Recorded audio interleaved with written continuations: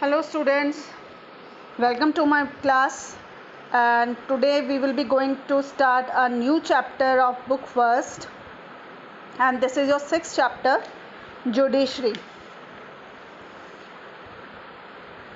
This is the third organ of the government, and you have already read about the other organs like legislature, executives in previous chapters. So let's look this chapter that why judiciary यानी judiciary की ज़रूरत ही क्यों है. तो in any society disputes were arise and for the solution and for the justice judiciary is important. All such disputes must be settled by an independent body in accordance with that principle of rule of law. यानी हर society के अंदर ज़्यादातर क्या होते हैं, disputes होते ही होते हैं, छोटे मोटे, बड़े तो चलो अलग चीज़ें हैं, लेकिन छोटे मोटे भी डिस्प्यूट्स भी होते रहते हैं. तो इन डिस्प्यूट्स को सेटल करने का काम जो है वो क्या दिया गया, एक इंडिपेंडेंट बॉडी को प्रोवाइड करवाया गया, एंड दैट इज़ जुडिशरी, जो काम करती है किसके according, principle of rule of law. Rule of law का मतलब है कि भाई आपकी कंट्री के अंदर जो भी चीज़ होगी वो लॉ के अकॉर्डिंग, यानी सबसे जो ऊपर है वो कानून है, कानून के ऊपर कुछ भी नहीं है, ना अमीर ना गरीब ना आदमी ना औरत. इन सारे डिस्क्रिमिनेशंस को हटाकर हमें जो हमारी जुडिशरी है वो क्या ध्यान रखती है, वो रखती है लॉ का ध्यान. लॉ के हिसाब से जो लॉ हमें कहता है उसी के अकॉर्डिंग वो सॉल्यूशंस प्रोवाइड करवाती है. तो rule of law means all individuals, rich, poor, men, women और discriminated groups all are subjected to the law, यानी सभी कानून के सामने बराबर होंगे. तो इन चीज़ों के लिए हमें जुडिशरी की ज़रूरत है. तो अगर क्वेश्चन है कि वाई जुडिशरी इज़ नेसेसरी, तो हमारे 3-4 पॉइंट्स यही आएंगे. Now look at the principal role of judiciary, यानी कि मेन जो प्रिंसिपल सबसे ज़रूरी काम क्या है जुडिशरी का, to protect rule of law, यानी कि जो कानून का शासन है वो आपके देश में सही ढंग से चल रहा है या नहीं चल रहा है, उसको कहीं कोई भंग तो नहीं कर रहा है, कोई गलत काम तो नहीं हो रहा है, तो उसको प्रोटेक्ट करने का काम जुडिशरी का है.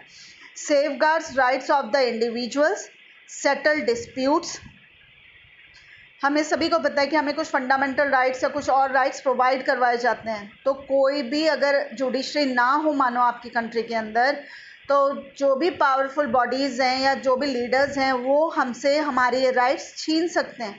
तो उनको एज अ गार्जियन प्रोटेक्ट करवाने का काम या करने का काम है हमारी जुडिशरी का. तो एक तरीके से हमारी गार्जियन कहलाती है राइट्स की. तो उनको सेफगार्ड करता है, हमें वापस दिलवाने का काम भी जुडिशरी का है. इसके अलावा सोसाइटी में, देश के अंदर जो भी डिस्प्यूट्स हो रहे हैं, चाहे वो इंडिविजुअल्स के बीच में हों या बिटवीन गवर्नमेंट हों, डिफरेंट लेवल्स ऑफ गवर्नमेंट हों, तो वो सारी चीज़ें भी जुडिशरी सॉल्व करता है. It ensures that democracy does not give way to individual और ग्रुप डिक्टेटरशिप, यानी कि जुडिशरी ये भी ध्यान रखता है कि डेमोक्रेसी के अंदर कोई भी इंडिविजुअल या कोई भी ग्रुप इंडिविजुअल्स का डिक्टेटरशिप स्टैब्लिश ना कर ले. यानी डेमोक्रेसी के अंदर कहीं पर भी तानाशाही या डिक्टेटरशिप की कोई जगह नहीं होती है, कोई अपना मनचाहा शासन नहीं कर सकता. तो इन सब की इंश्योरिटी जो हमें प्रोवाइड करवाता है that is judiciary. So for that it is necessary that the judiciary is independent of any political pressure. अब जो भी काम करना है जुडिशरी को वो करना है इंडिपेंडेंटली, यानी इंडिपेंडेंट बॉडी तो बनाया गया है हमारे देश के अंदर या कहीं पर भी. तो इसके लिए ज़रूरी है कि उसके ऊपर कोई भी पॉलिटिकल प्रेशर ना हो, यानी जो बड़े बड़े लीडर्स हैं, जो पावरफुल लोग हैं, उनका प्रेशर, उनके दबाव में आकर जुडिशरी अपने डिसीजंस चेंज ना कर ले, या उनके डर की वजह से अपने जो भी वो हमें जस्टिस प्रोवाइड करवा रही है वो गलत ना देने लग जाए अपने डिसीजंस. तो इसके लिए जुडिशरी को पूरी तरीके से एक इंडिपेंडेंट इंस्टीट्यूशन या बॉडी बनाया गया है ताकि वो अपने जो डिसीजंस हैं वो बिना किसी प्रेशर के ले सके, किसी का इन्फ्लुएंस उसके ऊपर ना हो। तो ये थे main principal role of judiciary.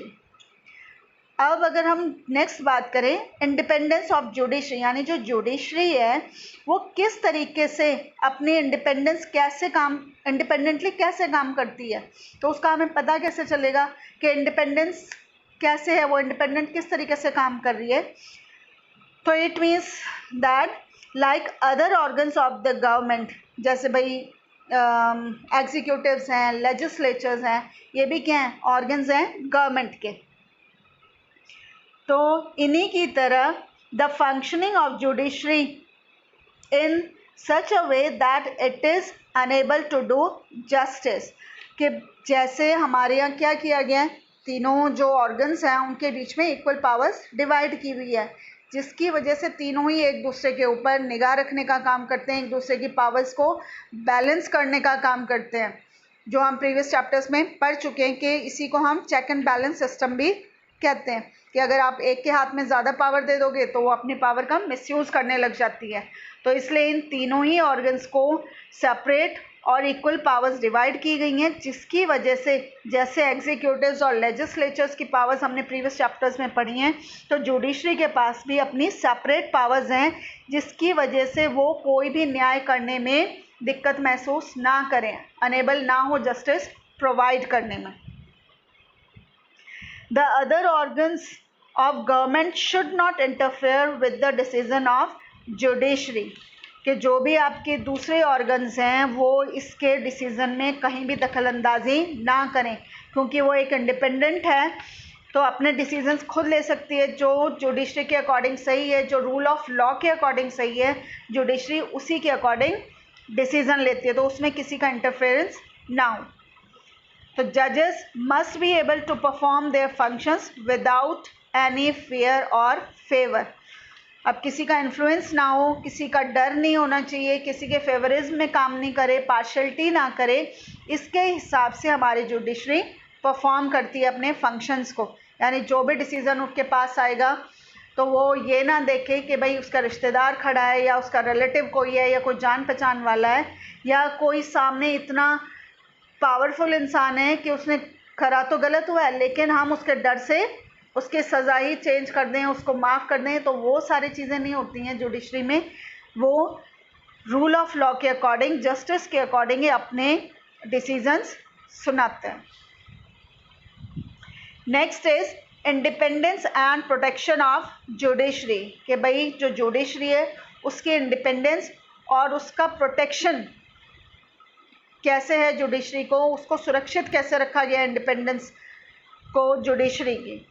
तो अगर हम इसमें देखें तो बहुत सारी चीज़ें हैं जो हमें ये शो करती हैं कि जुडिशरी पूरी तरीके से इंडिपेंडेंट है और बहुत सारी चीज़ें जो उसकी इस इंडिपेंडेंसी को प्रोटेक्ट भी करती हैं। अगर हम बात करें अपॉइंटमेंट से related, in order to be appointed as a जजेस, कोई भी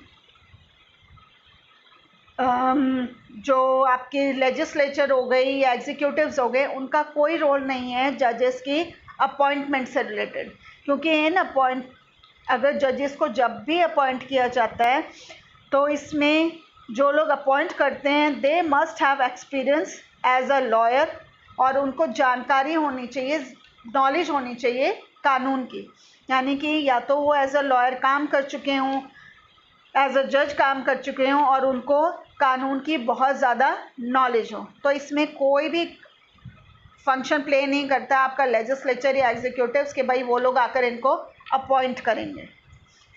द जजेस हैव अ फिक्स टेन्योर, कि उनका जो काम करने का जो टाइम पीरियड है, कार्यकाल जिसको हम हिंदी में कहते हैं, वो भी फिक्स है। इसमें भी आपका लेजिस्लेचर या उसका कोई लेना देना नहीं है एग्जीक्यूटिव्स का, कि जब तक उनके रिटायरमेंट की एज आती है, जो भी है 62 है, 65 और 68 है, जो भी है तब तक वो काम करेंगे, उससे पहले उनको हटाया नहीं जा सकता।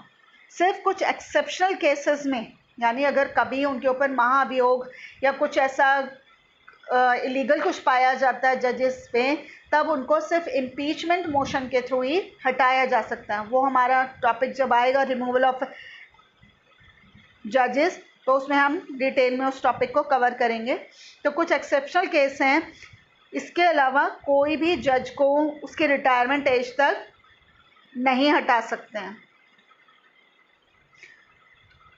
Judiciary is not financially dependent on either the executives और लेजिस्लेचर, यानी कि अगर हम इनकी तनख्वाह की बात करें, फंड्स की बात करें, जो भी इनको मिलते हैं, भत्ते वगैरह जो मिलते हैं, उनके ऊपर कोई भी एग्जीक्यूटिव या लेजिस्लेचर का कोई भी कंट्रोल नहीं होता। ये सारी चीज़ें अलग से डिसाइडेड होती हैं, तो वो तो उनको मिलती ही मिलती हैं। फिर जो भी डिसीज़न जुडिशरी लेगी, यानी जो भी न्याय डिसीज़न जुडिशरी के द्वारा प्रोवाइड करवाया जाएगा, उसको कोई भी क्रिटिसाइज नहीं कर सकता है, चाहे वो लेजिस्लेचर हो, एग्जीक्यूटिव्स हो, या कोई भी पावरफुल दूसरे लोग हों, वो लोग उसके डिसीज़न को क्रिटिसाइज नहीं कर सकते हैं। तो ये एक तरीके का, अगर केस भी बन जाता है और उसका डिसीज़न भी जुडिशरी में ही लिया जाता है, तो जो भी न्याय लिया जाएगा, जो भी जस्टिस होगा, उसको एक्सेप्ट किया जाता है, उसको क्रिटिसाइज नहीं किया जाता है। तो ये सारी चीज़ें ही जुडिशरी को इंडिपेंडेंट और सिक्योर बनाती हैं।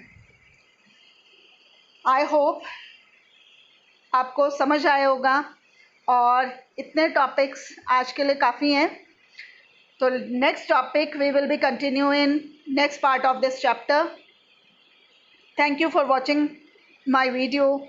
कमेंट करें, सब्सक्राइब ज़रूर करें। Thank you.